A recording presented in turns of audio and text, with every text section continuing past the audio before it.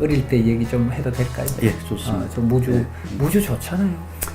무지 좋죠. 네, 그래서 그 얘기를 좀 하고 넘어가도록 하겠습니다. 우리 그 냄새 소유권이라고 하는 시집 중에서 얼굴이라고 좋은 시를 또 가지고 얘기를 했는데요. 이 얘기를 조금 옮겨서 이제 고향에 대한 고향이라고 얘기하니까 좀 이상해요. 요즘은 고향이라는 얘기를 잘 안 하잖아요. 잃어버린 우리가 말인데 성장기 때는 어땠는가 뭐 이런 쪽으로 좀 제가 질문을 드리면 여기 보니까 이제 그 무주가 네. 성장한 그 본터이시더라고요. 차신께서는 그 무주는 어떤 곳이었어요? 뭐 고향에 대한 뭐 이 말씀이 적합할 것 같습니다. 누구나 뭐 저에게 무주가 고향이듯이 뭐 고향들을 다 갖고 계신 텐데 그런데 요즘 뭐 대도시에 태어나신 분들은 고향이 아주 없는 것으로 이렇게 생각들을 하고 계시더군요. 그것은 아마 이 사라져버린 자연 여기에 대한 그 체험이 부족하기 때문에 그 느낄 수 없는 그리고 느껴보지 못한 그리고 상상할 수 없는 어떤 이런 감정들 때문에 그렇게 그 도시에서 태어나신 분들에게 사라져버린 그 단어가 아닌가 이렇게 생각됩니다만 제게 고향이라는 것은 어릴 때에 그 막연히 동경하던 미래 그리고 그 가장 안온함 항상 내 편일 것 같은 이런 것 그리고 좀 거기서 밖을 나온다는 뭐 이런 가슴뛴 뭐 이런 것으로 존재하는 것 같고 그 조금 이제 그 시인이 대해서 생각을 해보니까 가장 큰 저의 재산 뭐 소재적 주제적 뭐 이런 관점들에서 역시 마찬가지고 그리고 돌이켜 보니까 나에게 호연지기를 처음으로 제공해 준 이런 곳이 저에게는 이제 무주라는 고향으로 이렇게 좀 되어 있는 것 같아요. 그게 없었다면 제가 이 사람의 감정의 이 가장 큰 구분이라고 할 수 있는 서정의 감정을 이렇게 훌륭한 진료로 이렇게 시를 쓸 수 있었을까 뭐 이런 생각을 좀 하게 됩니다. 참 특이한 말씀을 이렇게 해주셔서 그 호연직이라고 얘기를 들으니까요. 제가 이제 제 고향이 이제 경주인데 어쨌거나 뭐 그 역사적으로 거슬러 올라가면 그게 신라의 본터잖아요. 예. 신라의 본터인데 제가 뭐 귀에 못이 박힐 정도로 이렇게 호연직 얘기를 많이 들었어요. 왜냐하면 화랑이라고 하는 제도가 있었잖아요. 신라에. 예, 화랑. 그래서 이 화랑들이 한 정신을 함양하는 데 있어서 호연지기라 자연을 찾아다니면서 호연지기를 키웠다 이런 얘기를 제가 귀에 못이 박히게 들었는데 자신이 그 호연지기라고 얘기하니까 말씀하는 도중에 이제 경주도 생각하고 뭐 그런 자신이 신라시대 때 화랑으로 태어나셨으면 한 인물을 하셨겠다. 저는 그 매우 좀 잘 까불고 이렇게 좀 이 외향적인 면은 있지만 저는 묵과 쪽은 아닌 것 같고요. 그래서 이 화랑이라는 사람들이 이제 문과 무를 다 겸비한 신라의 뭐라 그럴까요? 통일을 하게 된 그 원동력의 힘이 이 사람들에게 이제 나온 건데. 제가 좋습니다. 저는 제가 조금씩 엉뚱한 데가 있어서 자꾸 우리가 무주를 생각하면요. 지금 돌아가신 그 소설가 김성옥 선생의 무진기행이 자꾸만 생각나요. 왜 무주와 무진기행이 일치한다고 자꾸 생각을 하는지. 저는 특이해요. 그게 전혀 관계 없잖아요. 관계가 없죠. 예, 무주와 무진이라고 하는 지명은 전혀 관계가 없는데도 불구하고 이상하게 무주라는 얘기만 들으면 왜 무진기행이 그게 오버랩이 돼서 아주 아름다운 고장일 것이다. 아니면 뭐라 그럴까요? 안개와 같은 그 포근함과 뭐 이런 것들이 다 내재하고 있는 고장일 것이다 이런 생각을 하는데 저도 이제 무주가 고향이다 보니까 무주에 관한 시를 이렇게 좀 써보기도 했는데 고향이라는 게 어떤 사람들의 정서적인 어떤 성지 그리고 뭐 아까 호연지기를 말씀드렸지만 호연지기에는 뭐 이미 어떤 실패도 이 내포되어 있는 뭐 이런 것이기 때문에 고향은 또 이 실패한 사람들 돌아온 탕아들을 또 받아주는 뭐 그런 곳이기도 하지만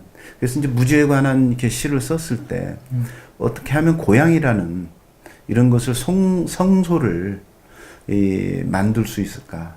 그리고 거기에 이 거주하고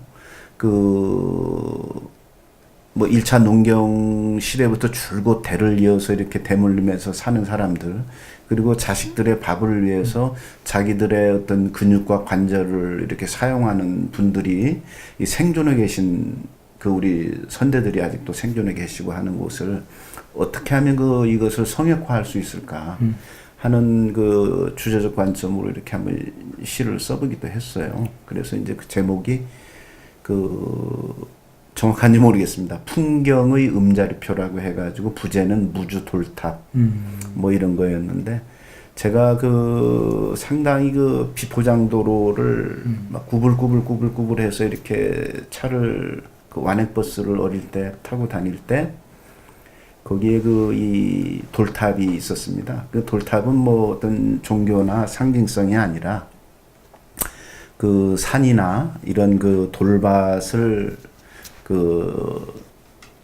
경작하기 위해서 캐낸 돌들을 쌓아놓은 돌무더기였는데 마치 그것이 굉장한 어떤 신성성처럼 느껴지는 거기 앞에서 뭐 제사를 지내고 뭐 이런 제의를 바치는 이런 성소처럼 느껴졌어요. 그래서 저도 거기에 이제 돌을 올려놓고 이렇게 뭐 믿지도 않지만 어머니를 흉내내서 뭐 이렇게 뭐 정황사 앞에서 빌듯이 하는 자세도 해보고 뭐 한 적이 있지만 그것이 생각이 나서 거기에 돌을 하나 올려놓는 그 심정 그리고 그 돌탑 앞에서 이렇게 바라보면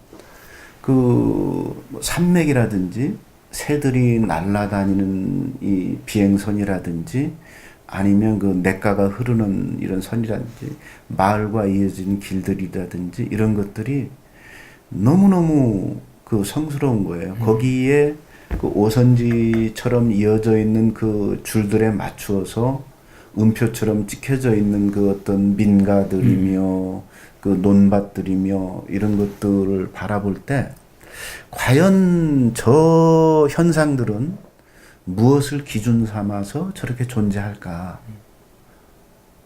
그러다가 이제 생각해낸 게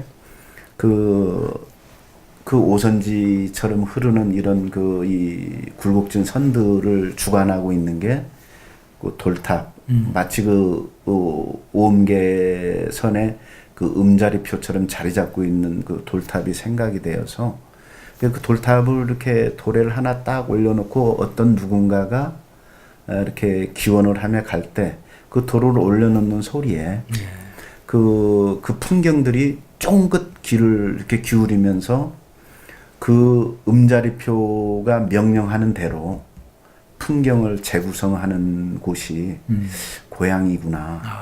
그래서 사람들이 자식들을 위해서 이 몸으로 밥을 벌어 먹는 사람들이 사는 곳에서의 어떤 기준은 자연 자체가 아니라 이 사람들이 이루어 놓은 것이 기준이 되어서 자연이 거꾸로 사람을 따르는 뭐 이런 느낌으로 이렇게 시를 이렇게 쓴 적이 있습니다. 근데 그것처럼 무주는 이 사람이 자연에게 이렇게 명령하는 강제하는 것은 아니더라도 자연이 그 사람들을 기준 삼는 뭐 이런 그 역설적인 뭐 이런 것으로 저에게는 고향이 이렇게 좀 기억되고 있습니다.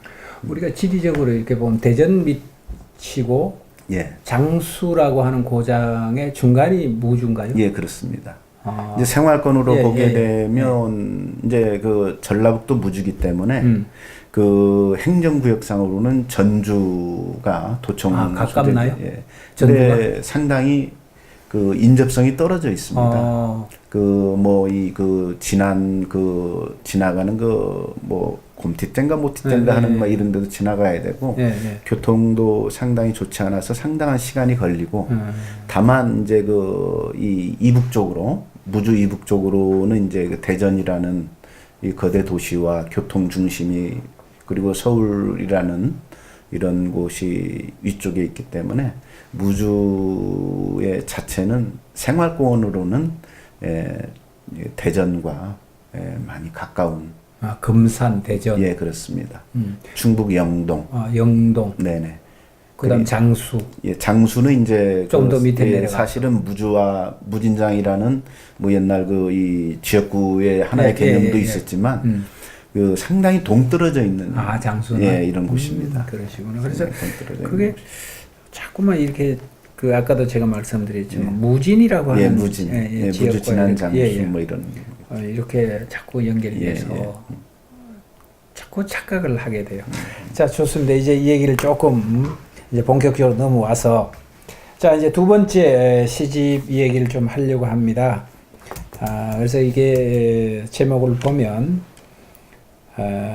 이 시집이 어떤 새는 모음으로만 운다 이렇게 제목이 돼 있어요. 자, 우리가 보편적인 제목하고는 조금 특수한 제목이라고 해야 되나요? 의미를 내포하고 있는 제목일 텐데 제목 얘기부터 좀 하고 시집 얘기 좀 할까요? 어떤 새는 모음으로만 운다. 왜 이 제목이 어떻게 이렇게 선택이 되셨나요?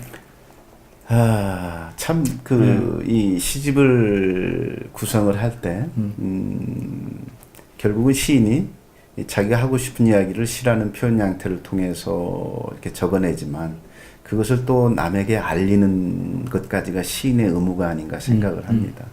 뭐 시를 갖고 자기만 쓰면은 그 쓰는 행위 자체에는 문학적 기능이 현저히 떨어지기 때문에 문학이라고 하기는 좀 어려울 것 같고, 그것을 남에게 알리는 이런 것까지가 문학적 기능이라고 생각하고, 조금 빗나가서 좀 이렇게 말씀을 드리면 선생님께서 지금 하고 계는 주변일의 문학 TV 같은 경우가 실제적으로 이 시대에 맞는 문학적 기능이라는 것이죠. 그런 쪽에서 이 상당한 이 기대를 또 갖고 있고 또 기대하면서 이렇게 오늘 저도 이 자리에 있습니다만, 이제 시인들이 자기가 하고 싶은 이야기를 남에게 전달하는 것까지를 못하고 유기하거나 외면하거나 하는 경우가 많습니다. 그런 쪽에서 보면 저 역시도 선편하는데 매우 고민스럽고, 특히 무엇을 제목으로 잡아야 될지 대부분의 시인들이 고민을 많이 하는데, 저는 여러분들에게 좀 자문을 구했었습니다. 근데 이제 거기에 공통적으로 되어 있는 말씀들이 뭐 어떤 새는 모음으로만 운다가 제일 많았고요.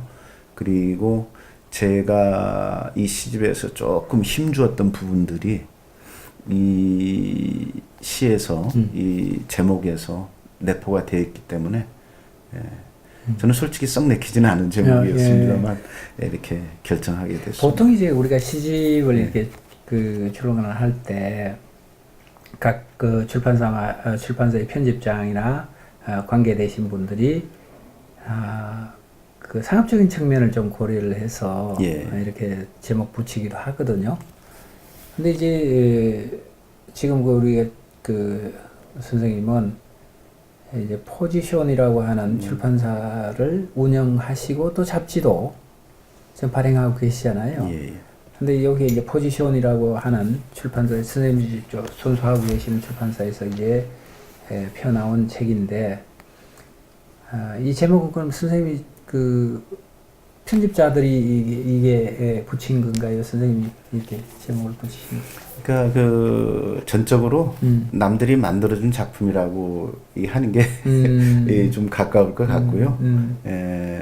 그 저는 뭐 꼭 문학이 아니라 다른 것들도 보면 남에게 이 조언도 잘하고 명료하게 결론 내주는 것들도 제법 하는 편인데 그 스님이 제 머리 못 깎는다고 네.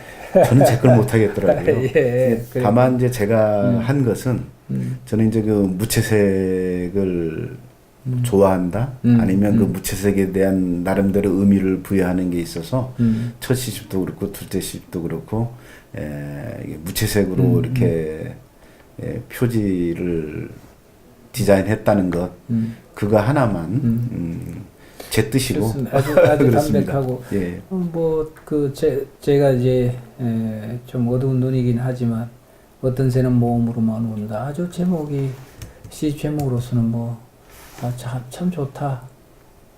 첫 시집도 냄새의 소유권도 그렇고 어떤 새는 모험으로만 온다. 이렇게 볼 때마다 제가 제 자신을 생각해요. 나는 왜 이렇게 모든 걸 제목을 잘 못 붙일까? 제목을 못 붙일까? 이런 생각을 하는데 좋습니다. 자, 여기에 지금 한 그 전체 시편이 한 60여 편이 되죠. 지금 공서체부터 시작해서 나를 이장하다까지 이렇게 보면 한 5, 60편 이렇게 시가 실려 있는데 전체적으로 선생님 뭐 이 시집에서 그 일관되다 뭐 이렇게 하기는 좀 못하지만 그래도 나는 이번 시집에는 이러이러한 세계를 좀 노래하고 싶었다. 이런 게 좀 있으실 텐데 어떠신가요? 첫 시집보다는 사실 그 주제적 관점을 조금 짙게 할 수 있었습니다. 첫 시집은 이제 뭐 저의 어떤 처사적인 거, 가족사적인 것들도 있고 하지만 두 번째는 이제 조금 그런 쪽의 관점으로 좀 기획을 해보자 했는데 실상 그 기획 의도와는 좀 맞아떨어지지는 않지만 굳이 이제 좀 생각했던 부분들이 있다면 그 모험은 저에게 모험이라는 것은 진심이기는 하지만 약간 좀 불완전한 것. 그러니까 모험에는 자음이 곁들여져야 그래도 완전해지는 것.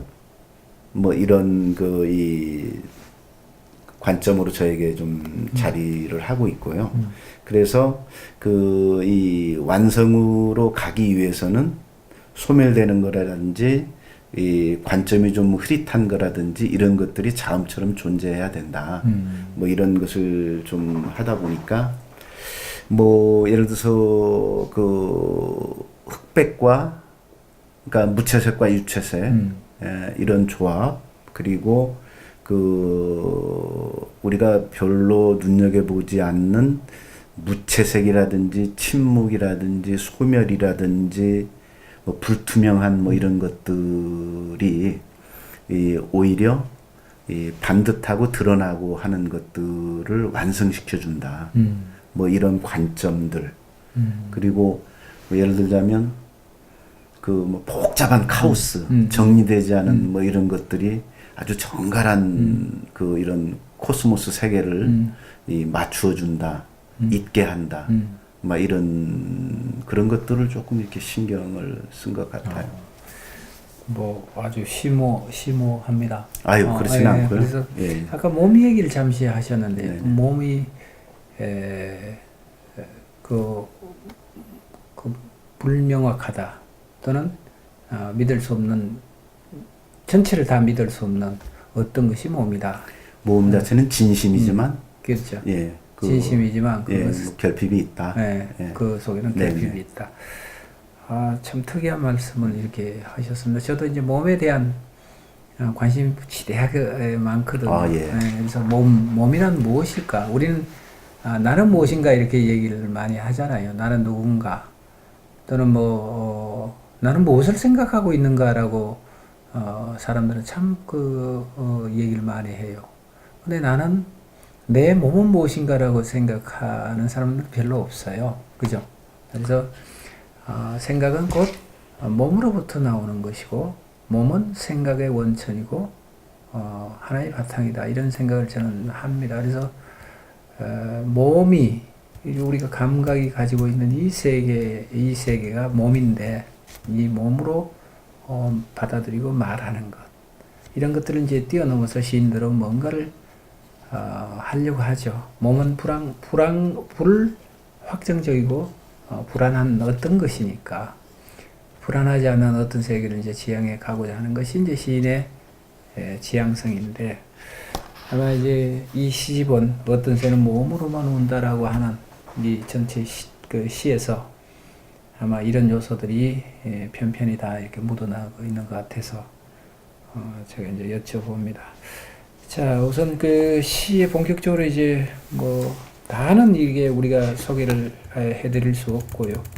한 서너 편을 이렇게 선을 해서 이제 한 편 한 편에 대해서 의미를 부여하고 또 얘기를 말씀을 드려볼 텐데 저희들이 이제 기획하고 있는 그 계획은 물론 뭐 성우를 통해서 이렇게 낭송을 하거나 이렇게 하면 좋은데요. 그건 또 너무 천편일률적이고 이렇게 해서 이제 자리적 가치 겸 뭐 이렇게 해서 시인의 육성을 직접 여기에 영상에 담아 보려고 합니다. 좀 수고스럽지만 한 편 한 편 한 서너 편 이렇게 육성으로 이렇게 해주시길 바라고요. 그 첫 번째 작품이 그리움 그 뻔한 것에 대해라고 하는 시인 것 같은데요. 한번 그 낭독을 해주시고 그 다음 이야기를 이어가도록 하겠습니다. 그리움 그 뻔한 것에 대해 차주일. 누군가 부르는 소리에 멈춰서면 뒤돌아보는 시야만큼 공간이 생겨난다. 부른 사람이 보이지 않는 만큼 팽창하는 영토. 자신을 발견할 수 있는 유배지. 외곽을 허물어 놓고도 자신만 탈출하지 못하는 누구도 입장할 수 없는 성역에 과거로 얼굴을 펼치고 미래로 표정을 그리는 사람은 쉬이 눈에 띄었다. 모든 사람이 볼 수 있는 내 마지막 표정이 생각나지 않아 내 얼굴에 무표정이 머문다. 무표정이 진심이라는 풍문이 떠돈다.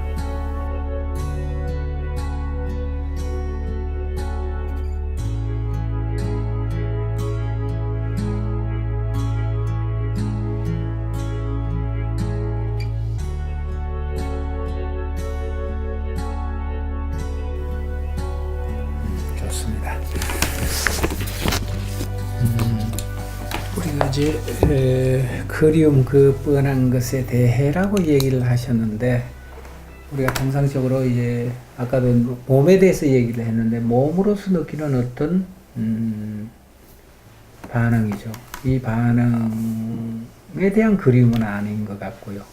더 차원을 달리하면 우리가 감각적인 세계를 넘어서는 그 어떤 근원적인 그것에 대한 얘기를 하신 것 같고, 그래서 선생님이 여기서 이제 뭐 독자들을 조금 배려를 해서 설명을 부원해서 이렇게 말씀을 좀 해주신다면 시인들에게 이게 참 제일 이럴 때가 제일 난감합니다. 시는 시로서 소통이 돼야 되고 읽혀져야 되고 또 소비가 돼야 되거든요. 근데 이제 저같이 이제 이렇게 들이대서 선생님이 이 시는 어떤 의도로 이렇게 썼습니까? 라고 얘기를 할 때마다 공통적으로 시인들이 가장 난감해하고 이렇게 하셔요. 그렇지만 또 독자들이란 그 분들은 또 다양하잖아요. 이해의 폭이라는 게 다양해서 조금 도움을 줄 수 있다면 어떤 말씀을 하실 수 있겠습니까? 제 졸시들이 대부분 좀 빡빡하고 어떤 직조가 치밀하고 뭐 이래서 이 건너뛰기가 매우 힘든 고통스러운 시들이 많은데 선생님께서 이렇게 선편을 좀 그나마 좀 이렇게 좀 부드러운 선편을 해주셔서 감사드리고요. 그 그리움 급반한 것에 대해는 그리움이라는 것을 사실 웬만한 기성시인들은 잘 쓰지를 않습니다. 이제 시를 처음 시작하는 분들이라든지 그리고 이제 뭐 소녀적 감정 뭐 이런 그 달달한 뭐 연애시를 쓰는 분들이라든지 이런 쪽에서 많이 사용하는 이런 시어이고 관점이겠죠. 근데 이제 저는 그 그리움이라는 것을 좀 다르게 한번 생각을 해봤습니다. 제게 그리움은 완전한 감옥이다. 감옥이다. 근데 그 그리움이란 감옥은 자신이 수형자이기도 하고 자신이 감찰자이기도 하다. 그래서 이것은 그리움은 완전한 감옥이다. 이렇게 한번 생각을 해봤고요.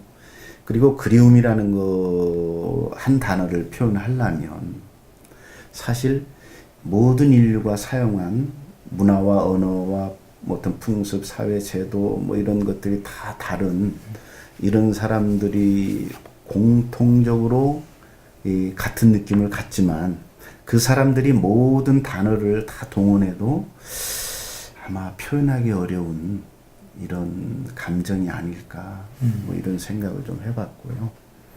근데 모두가 같이 느끼는 감정이지만 그 사람들이 사용하고 있는 모든 다른 언어의 단어를 취합해도 표현하기 어려운 말이 그리움이라는 느낌이 아닐까 이런 생각을 해봤고요. 왜냐하면 그리움은 그리울 때마다 뭔가를 돌아보게 되고 할 때 항상 그 시야만큼 새로운 공간이 생겨나고 그 무엇이 생겨나고 하기 때문에 해도 불가의 영역이 아닌가 이런 생각을 좀 해봤습니다. 그리고 그 그리움은 스스로 그리워할 때 스스로 수많은 생각을 하게 하는 것 같아요. 근데 그 수많은 생각 자체가 사실은 이 과거에 있던 것을 그 미래로 이렇게 견인해 놓는, 그래서 과거가 현재에 불려오고 미래에 불려오는 과거가 그 현재에서 어떤 그 성소처럼 자리매김하게끔 하는 그 순결함으로 또 무엇을 느낌들을 창출하고 살아나가게 하는 뭐 이런 정도의 어떤 그리움으로 이제 이렇게 좀 그 해석을 해봤어요. 그런데 이렇게 좀 복잡한 그리움을 가진 사람은 자기만 혼자만으로 이렇게 끙끙 앓고 하지만 자기는 모든 것을 감옥처럼 감췄다고 생각을 하지만 사실은 남들에게 가장 쉽게 들키는 이런 것이 아닌가 그런 생각을 좀 해봤어요. 이제 그런 그리움을 가진 사람의 그 어떤 무표정, 아까 말씀드렸듯이 조금 온전하지 못한 것이 오히려 온전하게 한다는 그런 무표정을 그 자기 얼굴이라는 모음에 무표정을 자음처럼 겹쳐졌을 때 그것이 어떤 온전한 뭐 사람의 모습이 아닐까 뭐 이런 자, 좋습니다. 선생님 설명 듣고 보니까 더 확연하게 제 입장에서는 이해가 되는 것 같고요. 자, 누군가 부르는 소리에 멈췄으면 뒤돌아보는 시야만큼 공간이 생겨난다. 아주 재밌습니다. 어떻게 이런 생각을 하셨을까? 전 이 시를 보면서 옛날에 김수영 시인인가요? 제 기억입니다. 내가 바라보고 내가 규정하고 있는 세계에서 눈을 돌리면 이 공간은 비어지고 새로운 공간이 내게 오고 또 이 시야에서 이쪽으로 옮기면 이것은 비어지고 새로운 공간이 내게 오고 이런 생각이 좀 났었습니다. 예. 이 시를 이렇게 들여다보면서 누군가 부르는 소리에 멈췄으면 뒤돌아보는 시야만큼 공간이 생겨난다. 아주 좋은 표현입니다. 이런 시인 뭐 훌륭하신 시인이니까 또 그런 이런 표현을 하셨겠지만 어떻게 이렇게 표현을 하시나 좀 부럽기도 하고요. 그렇습니다. 부른 사람이 보이지 않는 만큼 팽창하는 영토, 자신을 발견할 수 있는 유배지, 외곽을 흠으로 놓고도 자신만 탈출하지 못하는, 뒤돌아본 시야만큼 공간이 생겨나고 그 공간은 곧 유배지, 자신을 발견할 수 있는 유배지로 이렇게 얘기를 하고 있습니다. 아주 좋네요. 누구도 입장할 수 없는 성역의 과거로 얼굴을 펼치고 미래로 표정을 그리는 사람은 휘 눈에 띄었다. 모든 사람이 볼 수 있는 내 마지막 표정이 생각나지 않아 내 얼굴에 무표정이 머문다. 무표정이 진심이라는 풍문이 떠돈다. 자, 우리가 그리움이라고 하는 것도 이제 여기 이제 제 나름대로 이제 해석을 하면 우리 차주일 시인에게는 그 유정에 대한 어떤 있음, 정서가 있음, 마음이 있음 이런 것이 아니라 그것조차도 없는 것이 곧 그리움이 아니겠는가. 우리가 통상적으로 그 뻔한 것에 대해서라고 얘기를 하고 계시지만 이 역설적에게도 아주 무거운 얘기를 우리들에게 주는 것이 아닌가 이런 생각을 합니다. 이 시를. 왜냐하면 무표정이 진심이라는 풍문이 떠도는 무표정이라고 얘기를 하고 있습니다. 무표정이 진심이야. 우리는 어떤 아까 리얼리티도 이야기하고 제스처 어떤 흉내를 내고 거의 반응하고 이렇게 하는 것이 진심이야 라고 착각을 하면서 사는데 아닙니다. 무표정이 진심이다.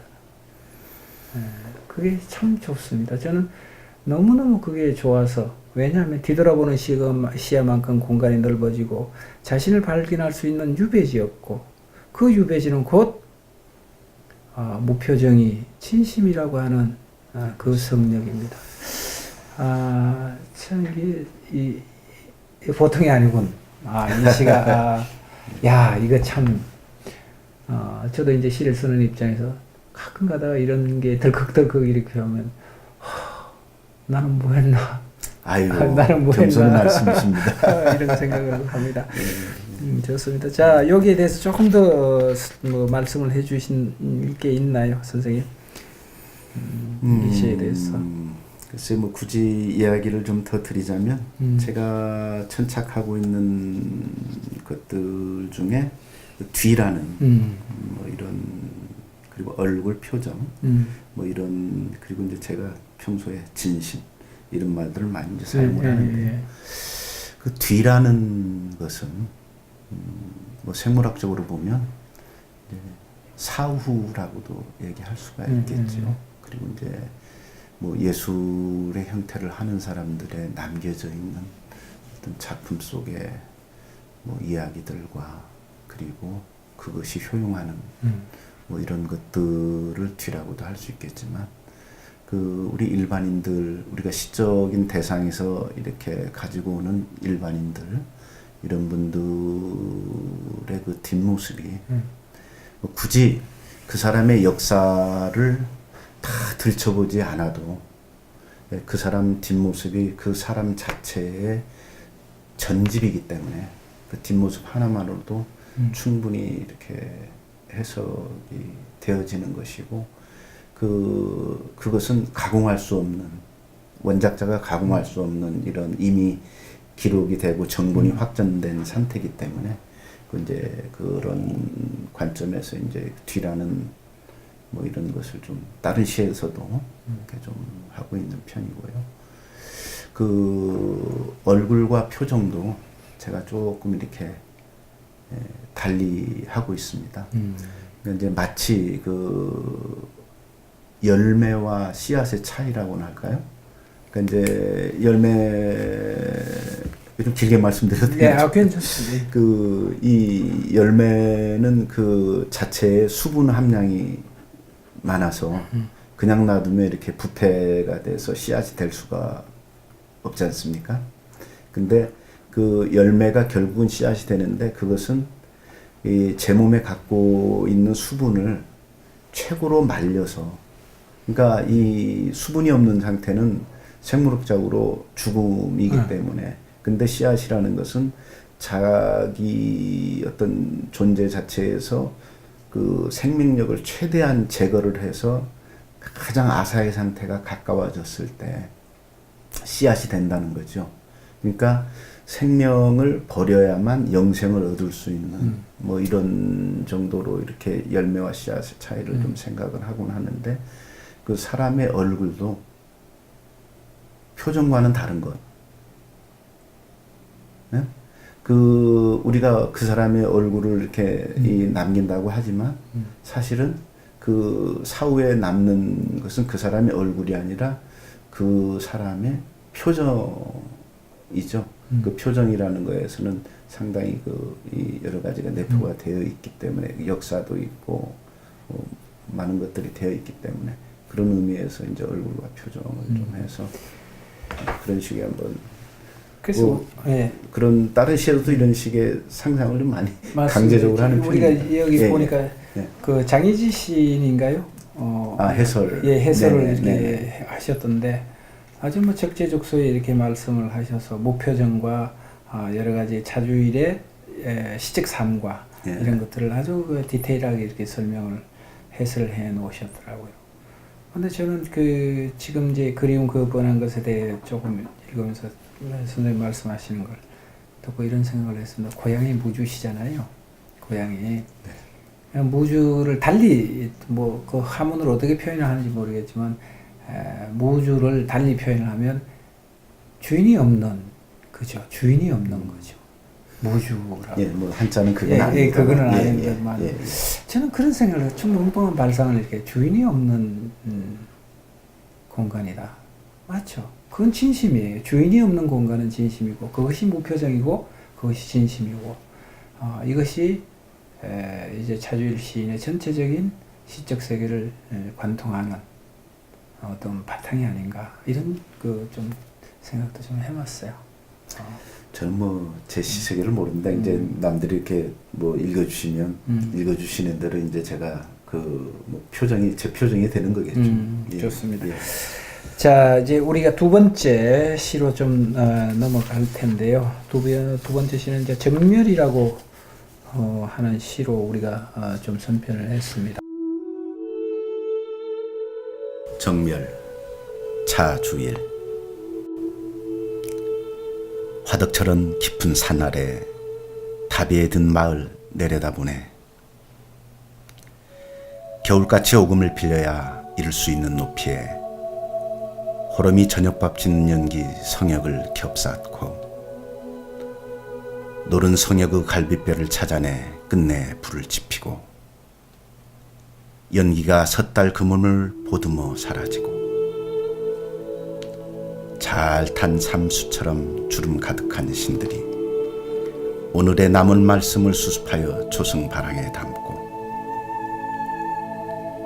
외길 끝에 매달린 쪽창 하나 까치밥인 양 홀로 붉을 때 눈발은 개짐을 포개듯 내일에 쌓이고 어둠은 온기의 모양으로 구겨지고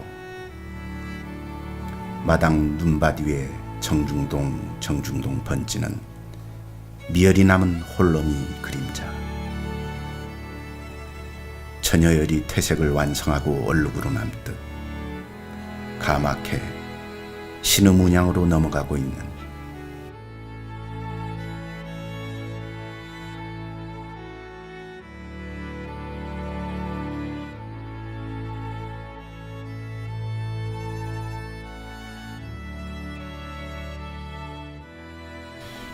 좋습니다. 뭐 언제 들어도 그 목소리는 참 천근과 같은 부러운 목소리이십니다. 자, 여기 정멸이라고 하는 제목의 시인데 우리가 정멸 참 어려운 말이죠. 정멸 어려운 말입니다. 종교적인 그 말이기도 하죠. 혹시 종교 뭐 아까 이제 어머님 종교관에 대해서 말씀을 하셨는데 본인은 뭐 종교 같은 거 갖고 계신가요? 제 이름이 주일이지 않습니까? 예. 실은 제 할머니께서 지어주신 이름이세요. 예. 근데 이제 제 할머니는 그 보통 여자분들이 시집을 오면 천안에서 시집을 오면 천안댁 부르고 이러지 않습니까? 예. 근데 이제 용추라는 곳에서 시집을 오셔서 용추댁입니다. 용추. 예. 용추 계곡 뭐 이런. 예, 맞습니다. 바로 그곳입니다.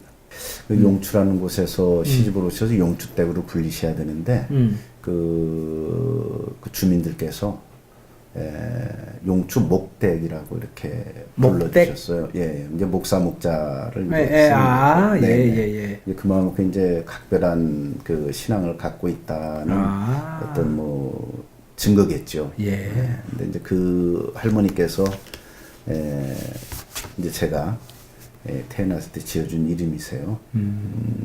그런데 저는 그것을 또 아버님께서 한자를 맞추셔서 이렇게 뭐 본명으로 지어주시고 호적도 올려주셨는데 저는 얼마 전에 제 나름대로 그냥 사용한 이름을 두루주자의 한일자로 이렇게 좀 바꾸기도 했습니다. 제 나름대로만. 성함에서 그런 내력이 있었군요. 예. 그래서 이제 그 할머니께서 새벽에 일어나서 기도를 하시는데 무릎을 꿇고 그리고 합장을 하시고 그 합장에 이마를 올려놓으시고 이제 엎드린 자세죠. 엎드린 자세로 이렇게 기도를 드리면 일정 시간이 지나면 그 할머님 기도 말씀이 방언으로 바뀝니다. 그것이 이제 그 제 자명종이었던 그런 이 환경 속에서 이렇게 제가 좀 13살 때까지인가 이렇게 같이 했고요. 이 정멸이라고 하는 그 어휘가 굉장히 좀 종교적인 어떤 색채를 띠고 있기도 하고요. 우리가 알고 있기는 그렇습니다. 그래서 이제 그 영향이 혹시 어떤 반영이 아닐까 이래서 종교가 어떻게 되시나요? 종교는 사실은 정확히 얘기하면 없습니다. 없다기보다는 좀 무시하고 싶은 뭐 이런 거고요. 근데 이제 제가 그 할머님이나 어머님 기도로 지금 존재해 있고 또 그것이 저희 주변에서는 또 이렇게 모계로 이어져요.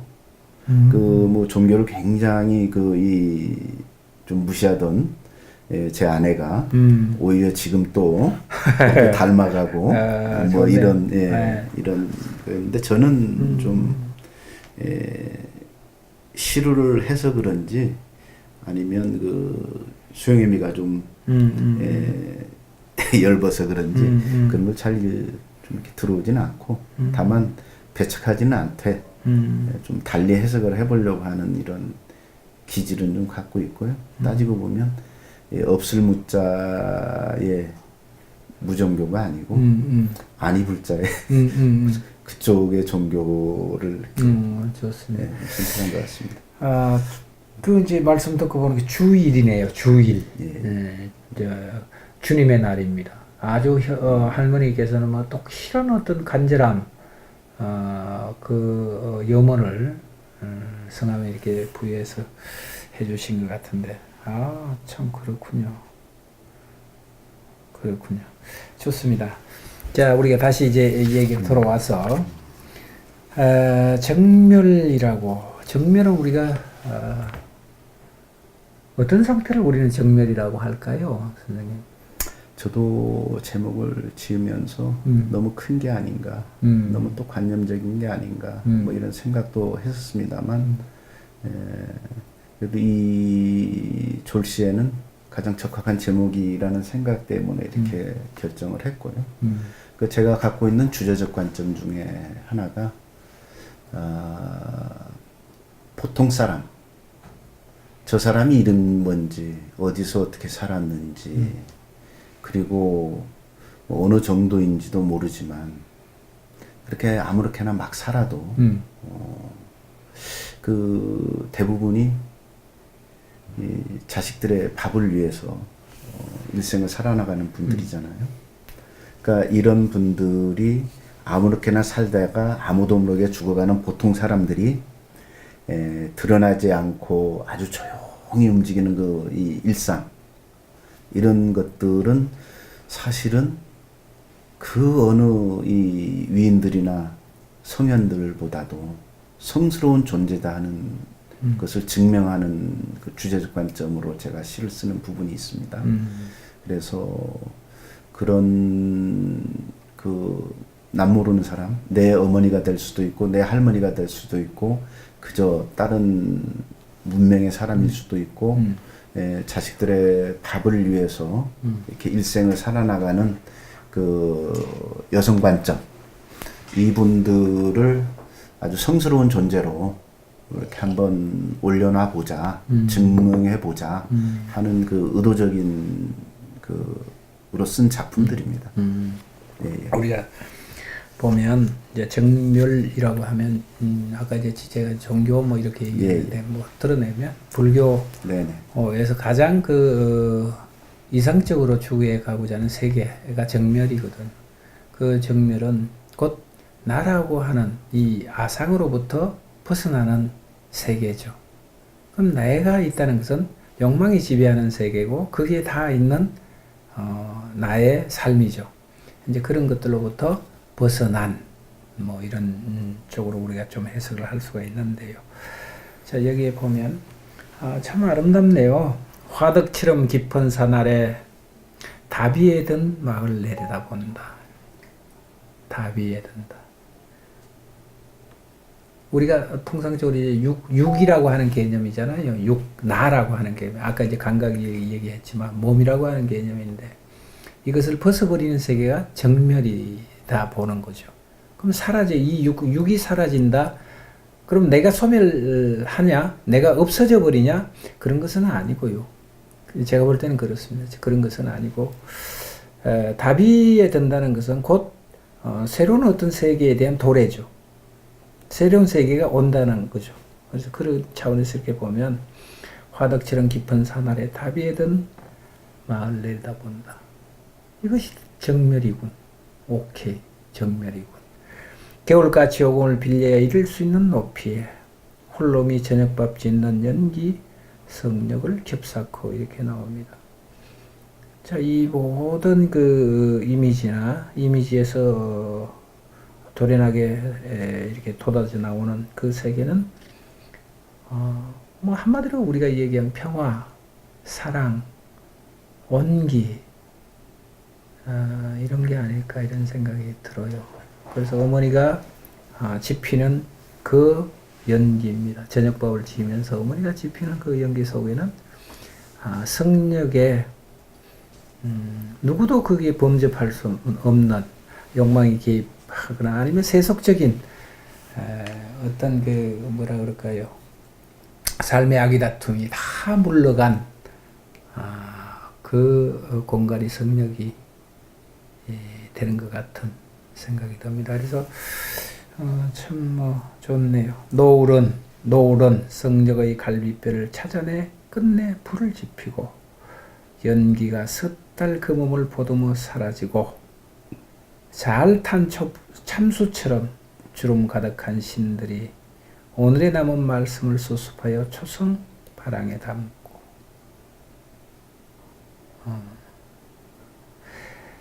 외길 끝에 매달린 족창 하나 까치밥인 양 홀로 붉을 때 눈바른 개짐을 포개듯 내일에 쌓이고 어둠은 옹기의 문양으로 구겨지고 마당 눈밭 위에 정중동 번지는 미열이 남은 홀로미 그림자 처녀의 퇴색을 완성하고 얼룩으로 남듯 가맣게 신의 문양으로 넘어가고 있는 그 순간이 정멸이다. 그 순간이 정멸이다. 자, 이 정멸이라고 하는 시는 아마 우리 그 차주일 시인의 어떤 새는 몸으로만 운다라고 하는 전 시집에서 그 유년이라고 하는 유년에 쌓아왔던 다져졌던 정서 이런 것들이 아주 강하게 배어난 시가 이 시가 아닌가 이런 느낌이 듭니다. 조금 더 뭐 보충해서 좀 설명을 좀 해주시면. 이 정멸 졸시는 제 시 표현 양태에서 조금 다른 작품들보다 이미지를 좀 잘 좀 일부러 좀 드러낸 작품이기도 합니다. 사실은 그 중간 부위에 이렇게 여러 연들이 이렇게 들어가 있지만 작품적인 주제적인 뭐 기능보다는 어떤 이미지 연상이 많이 됐겠죠. 제 유년 시절이 어떤 무주라는 고향이라는 이런 배경이 없다면 이런 쓰지를 못했을 겁니다. 못했을 건데 다만 아까 그 주제적 관점으로 갖고 있는 아무렇게나 막 살아온 사람이 어떤 성인들보다 더 위대한 존재라는 것을 증명하기 위해서 쓴 것인데 특히 여성 그래서 그 처녀열이라는 그 새로운 여성의 완성된 개체 제가 아까 말씀드렸던 그 내가 어떤 심장박동이 다시 시작해서 두 번째 심장을 갖듯이 그 처녀열이라는 것을 여성이 가질 때 또 다른 새로운 완성된 개체가 태어날 때부터 그리고 이제 이렇게 돌아가시게 되는 그 순간까지 이것을 붉은 그 처녀열의 빛이 까맣게 무채색으로 이렇게 이 흔적으로 남는 이 여인의 일생을 정멸해 드는 뭐 이런 것을 좀 표현하고 싶었었습니다. 야, 참 특이한 그 발상입니다, 그죠? 그건 모르겠습니다. 천연이 산화되어서 공기와 접촉해서 산화돼서 네. 까맣게 변해가는 것이 곧 여인이 흘러간 전생의 삶이다. 그것이 곧 정멸이다. 아주 참 역시 이제 그것을 이제 모음과 자음의 그걸로 좀 한번 이렇게 더 이야기를 해보면 그 모음은 진심이지만 완전하지 않다. 근데 자음이 곁들여져야 된다. 이렇게 되었을 때 이것은 거꾸로 보면 어떤 무채색의 무채색을 원색으로 이렇게 분류하는 분들도 좀 계십니다만 우리가 뭐 원색하면 삼원색을 얘기를 하고 하면 거기에는 무채색이 실상 없거든요. 근데 그것을 거꾸로 반추해서 유채색이 무채색이 되어서 어떤 이 완성을 한번 해보는 이런 개념도 있고 그리고 우리가 그 문명이 태동할 때 불을 발견할 때 인위적으로 불을 만들 때 어떤 그 막대기를 비벼 문질러서 열에 의해서 이렇게 불꽃 하나를 만들 때 그 막대기는 어떤 모험과 같은 하나의 이 존재지만 그 거기에 자음과 같은 불씨를 하나 붙였을 때 뭐가 좀 완성이 되고 그리고 거꾸로 뭐 연어가 회귀를 할 때 자기 몸통에 물론 이제 시적 형상입니다만 그 자음과 같은 지느러미들이 붙어 있는데 그것들을 전부 이 훼손이 되고 물살에 어떤 돌에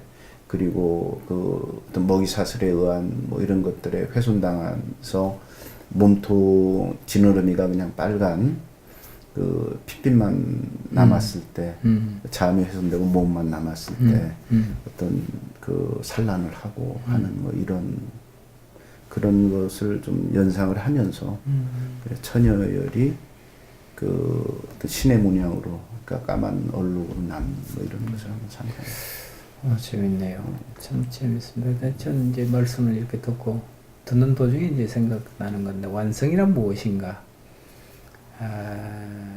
이런 생각을 좀 했어요. 좀 엉뚱하게. 처녀혈이 산화가 되고 금은 검게 변하는 그 과정이 여자 일생의 삶이고 거기에는 어머니라고 하는 한 대상이 또 계시고요. 그 모든 사람들이 완성을 향해서 나아가는 과정이었다라고 한다면 그 완성은 뭘까 도대체? 완성은 뭘까? 이런 생각을 좀 해봤는데 어쨌거나 우리가 열매를 맺는다는 것은 또 하나의 생명을 거기에 내재하고 있지만 저는 그 열매를 맺는 그 순간은 완성이라고 저는 그 보고요. 완성은 모든 것들이 물러나는 그것이 완성이다. 무엇이 물러나느냐? 바로 여기에 이제 화덕처럼 깊은 산 아래 다비에 든 마을을 마을이 다비에 드는 것처럼 물러나는 것이다. 무엇? 감각적인 모든 것들이 물러나는 온전한 그 세계가 완성이 아닌가. 그것이 정멸이 아닌가 이런 생각을 합니다. 선생님도 다분히 뭐 저 평상시 알고 있었지만 다분히 그 어떤 불교적인 이제 그런 영향이 없지 않아 좀 있는데요. 제가 이제 참 이런 시간이 참 좋은 게 혼자서는 이렇게 뒤집어 보고 또 저렇게 생각해 보고 이렇게 하다가 이게 맥히는 거 있고 잘 풀리지 않는 부분들이 있거든요. 시를 읽다 보면. 근데 이제 우리 선생님처럼 이렇게 직접 이제 설명을 듣고 그런 과정에서 후루룩 그런 것들이 훅훅 풀리는 경우가 있어요. 그래서 이제 그런 것들이 이렇게 닥치면 참 기쁘죠. 그렇군. 야, 그러면 이제 이런 거죠. 야, 그러면 이 정멸이라는 시가 그렇단 말이야? 그런가? 다시 이렇게 들여다보게 되고 이렇게 사실은 뭐 이렇게 자기 작품을 자기가 이야기한다는 건 뭐 반칙일 거예요. 그리고 참 그 남사스러운 그렇죠. 이제 이 프로그램을 기성 시인들도 많이 보시고 또 특히 이렇게 문학을 시작하는 분들도 이렇게 공부의 개념으로 많이 이렇게 보시는 걸로 제가 알고 있고 그래서 이제 넌지시 뭐 이렇게 뭐 한번 생각해 보는 것도 있다. 이 정도로만 기능해도 괜찮을 것 같고요. 그렇습니다. 그래서 제가 지금 이제 생각하고 말씀을 드린 것처럼 얘기하는 과정에서 이제 그것이 이제 쭉 제 나름대로 정리겠죠. 제 나름대로 이렇게 정리가 되고 독자들도 또한 마찬가지일 겁니다. 이 정멸이라는 시를 들여다보면서 참 좋군이라고 막연하게 생각했다가 선생님 말씀하시는 그 과정에서 그래 그 좋은 것이 이것이었구나라고 하는 것을 또 독자들은 느끼지 않을까. 제가 제시 해설을 해서 이렇게 드린 말씀은 저 새끼 너무 오버한 거 아니야? 이럴 수도 있겠죠?